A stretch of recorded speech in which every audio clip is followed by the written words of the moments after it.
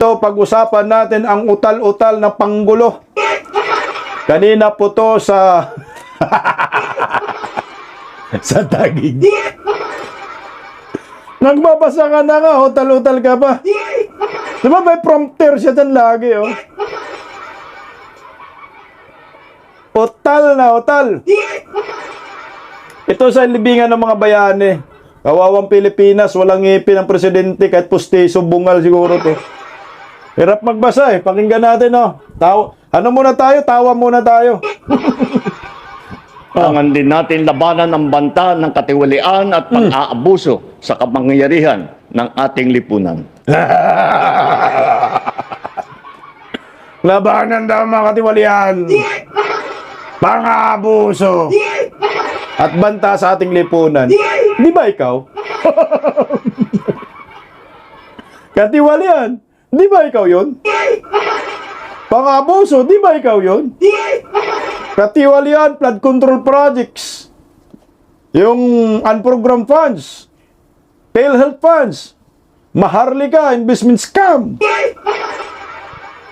Bilyonis mo na confidential funds. Grabing katiwalian yun, no? Yung panay, pasyal-pasyal mo, nasa na yung epekto nun? Ang epekto nun, negatibo. Bagsak ekonomiya, utang dito, utang doon. Pang-api. Grabe naman. Hindi ka ng api. Hindi ka ng abuso. I-remind ko lang sa inyo, mga bubunistang, tangalistang, loyalista ni Ngagba. Ito yung mga inabuso niya eh. Pastor Kibuloy, KOJC. Former President Rodrigo Roa Duterte. Anong tawag dun? Di ba pang-abuso? Nasa katinuan ka pa ba, Mr. President? Yan ang maliwanag na pang-aabuso. Hindi pwedeng makalimutan ng taong bayan yan, ya awards. March 11, 2025. Trinidor mo ang bayan. Ngayon, araw ng mga bayani ngayon. Kung makabangon pa yung tatay mo, siguro pinitik yung yagbuls mo.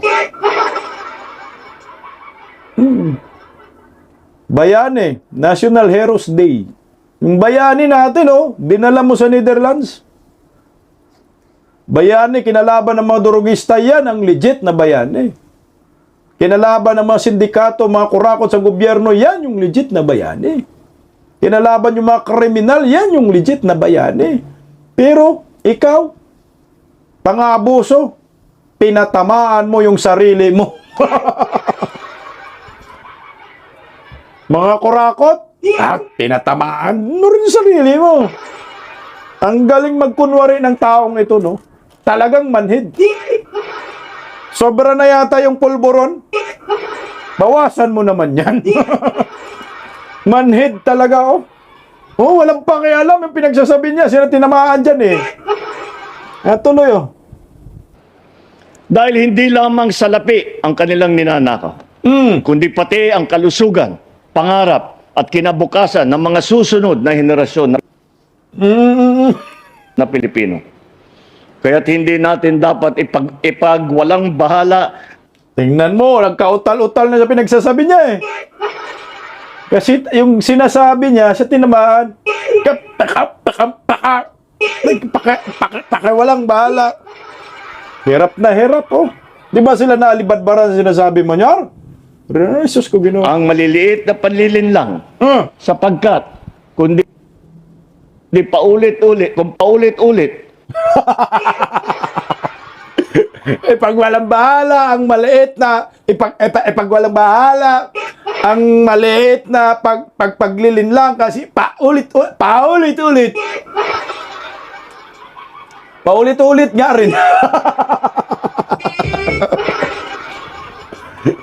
Yung word na paulit-ulit, pinaulit-ulit din niya.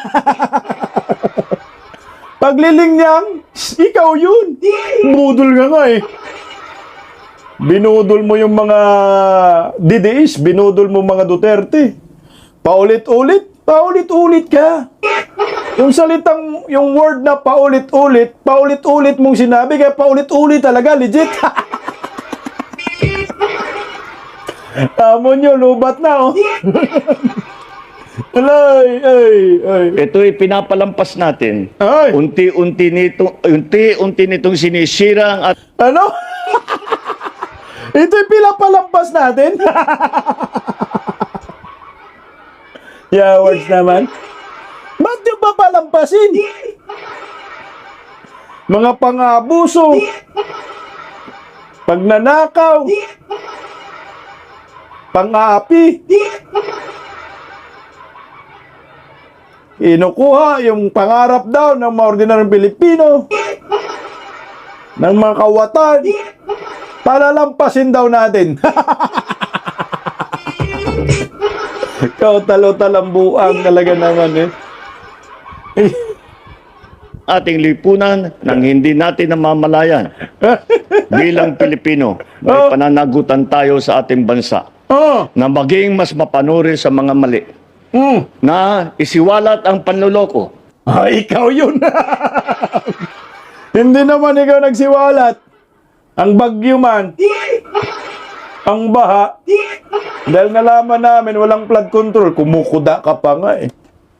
Ay, meron kaming panluloko, ikaw nga, meron kaming 5,500 flood control projects. Malaman-laman, 1,000 pala. Natapos na yung iba, ginagawa pa. Tapos nigar ka naman, nung binagyo ka. Sino nasabi walang flood control? May flood control, na-overwhelm lang. Kaya nga bumaha, kasi nga, nabangga ng barko yung flood control. Pangulo na to sinungaling. Mga sinasabi niya sa tinatamaan dito, no? O sige nga, tuloy. Oh. At panindigan ang alam nating tama. Kahit At panindigan at alam nating tama. Anong tama yan?